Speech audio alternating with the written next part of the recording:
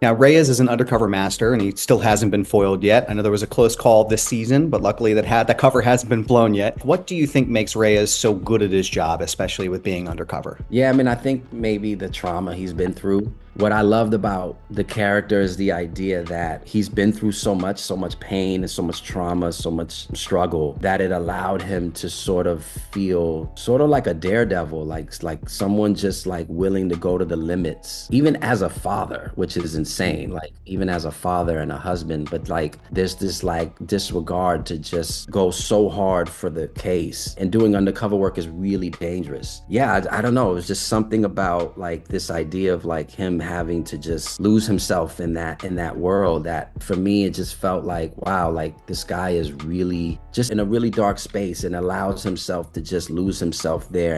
And maybe just for a little bit, like it allows him to alleviate all that trauma and all that pain. You know, he can escape it all for a second, you know, and the work allows him to not really think about himself and what he's going through and allows him to just be singular in going after information and sort of connecting with people because you have to be when you're undercover. You can't think of anything else but getting that information. Yeah, and I think that in a way maybe it saves his life sometimes, you know, because he's not so the depression doesn't really sink in.